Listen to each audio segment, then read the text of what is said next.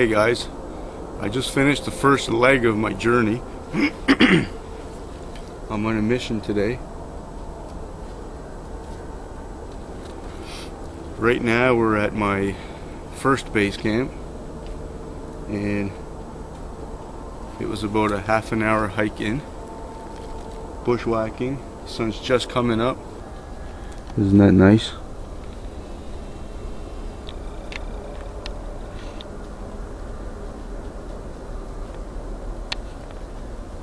Minus the car sounds. The ground's all nice and frosty, nice and cool. And today I'm going to be hiking out to a new potential hunting location. I checked out the location on Google Maps. It's about 3 to 4 hours from here, bushwhacking. And that's taking my time, of course, because I'm going to be hunting along the way, and I plan on spending the night at that location and set up a semi-permanent shelter in preparation for the upcoming deer season. But anyways, the reason why I'm stopping here is I wanted to get into the woods as quick as possible, and I haven't had breakfast yet. So I'm not going to bother making a fire or anything like that, because I'm not staying here very long. I just want to grab a quick bite to eat and basically fill up my fuel tank and take my bearings and start bushwhacking again and get to my location. Because since I'm spending the night, they're calling for rain tomorrow. I have to make sure that my shelter is up to par, or up to the task. So here I am at my unfinished base camp 1, my fire pit. There's my gear, backpack for the night, got my shotgun. Here's a tip for you guys: if you lean a firearm up against a tree like this, okay, what you want to do, or what I do, see here, I keep the slide half open, so if this thing happened to fall over, okay, there's no chance of it going off and blowing a body part off. Just thought I'd share that with you. Picked up a few things this morning on my way here. Get me some juice and a sandwich. Nice easy breakfast. Of course I'm going to keep my bag.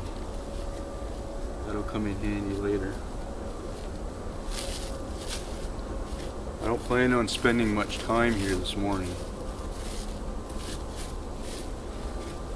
The plan is just to have a quick bite to eat, get my bearings, and then start hiking again.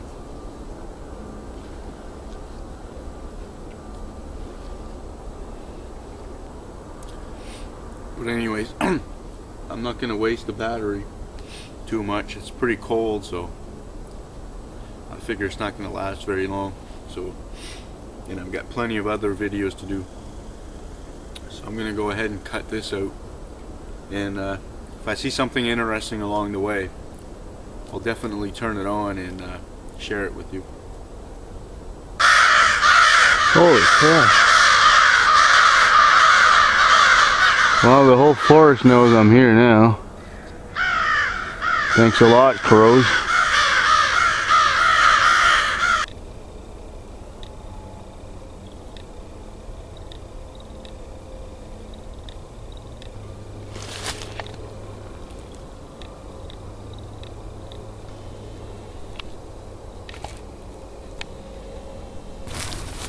Look here. It's all cleaned off. See how it's jagged? So I know this is not a snowshoe hare, because snowshoe hares with their sharp teeth would have that cut at a nice 45-degree angle. But since it's shredded, that's deer sign.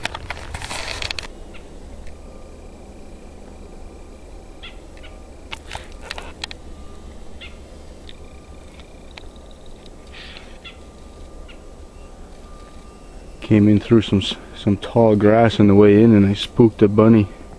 Kind of spooked me too, actually.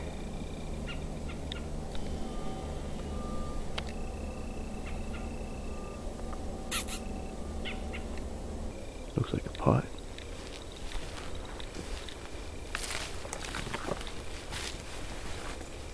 And another pot.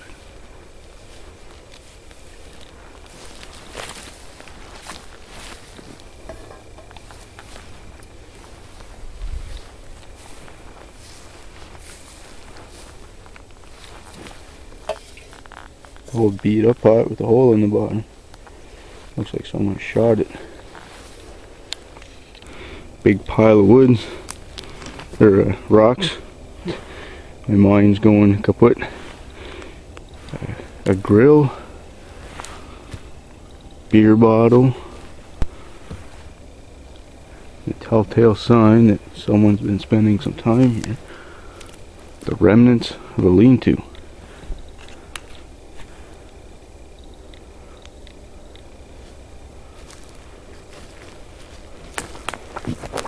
It obviously hasn't been used in a really long time. And this is where all the plastic came from. Check this out. Wow, is that a rolled? Another big pile of rocks. You know what I'm thinking this is from? It's farmland. It's all kind of open in between some trees here. It's all grass. I think at one time this was farmland. Back in the day when there was no such thing as a supermarket, people had to grow their own food. Look how old this stuff is. There's wire all over excuse me, all over the place. There's a big whack of it over there too. And coming in here, I saw a whole bunch of game trails, obviously snowshoe hares.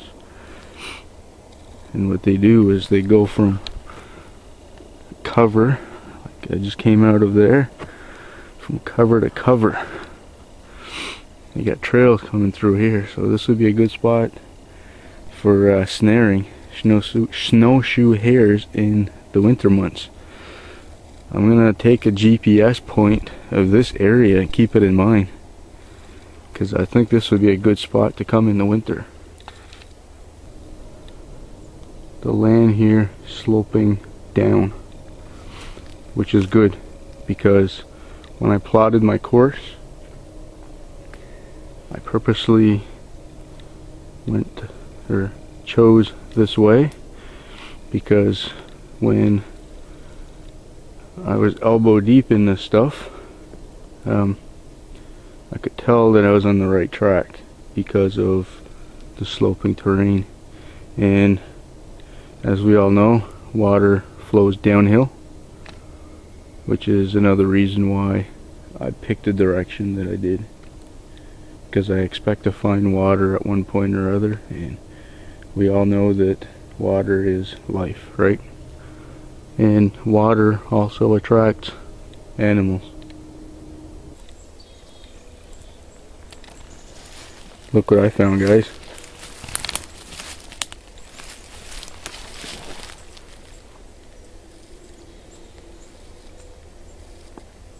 The makings of a stream. Being able to read the environment that you're in comes in handy. Look at this. I was over back there a couple hundred meters, and then just looking by the way that the land sloped down, I told you that there's probably water somewhere, and here it is. We're not quite where I had originally planned on going. We're only about 300 meters away, which is that way. It's 11 o'clock in the afternoon already, so I'm actually right on schedule. I expected to be at my location between 11:30 and noon, so you know, 3.5, 4 hours worth of trekking. It didn't take that long because of distance. Well, it's, you know, it's a mile or so, but the reason why it took so long is I'm actually scouting and hunting along the whole way and make a note of potential future hunting sites, and I found a couple that I'd like to come to in the winter for snaring some snowshoe hares. So anyways, I'm gonna finish my trek and I'll do some more videotaping when I get to my location. Time for some site selection thinking here. I came from that direction, so from the east, heading into a westerly direction, generally speaking. Not quite close enough. I came through a mainly softwood forest, okay, that was separated by a stream because of the way the land lays. There's a huge patch of hardwood, okay, all in here. Plenty of leaf litter and small trees for shelter building. On the other side of the stand, what I found is some tall grass and some alder bushes. That tells me that there's some moisture there. And then on the other side there's another hardwood forest way back there. Okay, so this tells me that I have basically a supermarket of small game in here. Probably some ruffed grouse and some snowshoe hare. Okay, and back there in the softwood forest there's plenty of squirrel. Now in the stand here it's mostly all hardwood, so once the trees lose their leaves I'm not going to have any cover.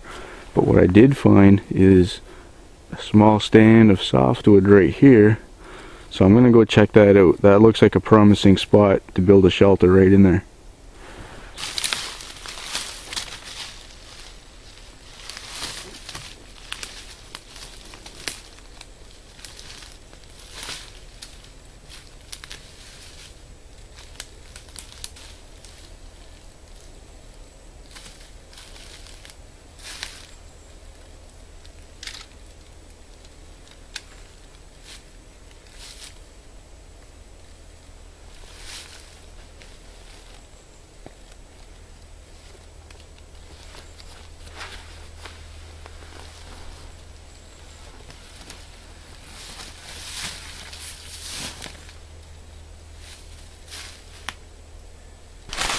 My main priority, first order of business, is shelter, because I'm going to spend the night here and they're calling for rain tomorrow. A lot of rain. It's nice and clear now. Should be a nice cool, actually a cold night, supposed to drop down below freezing. But that's okay, I'm prepared. So I want to make sure that my shelter is top notch. Following that, I'm going to start gathering up some firewood to cook myself a meal, because I've expended a fair bit of energy making my way here. So first thing I'm going to do is work on my shelter. And I have to pick a spot. So let's go through the exercise. I'm gonna analyze the area and pick the best spot possible, and I'll turn the camera back on and show you my shelter building process. Alright, I actually found a new spot a little bit farther away from the original area I was going to use. I'm just going to take a quick break, drink some water. I've been actually sweating, can't help it.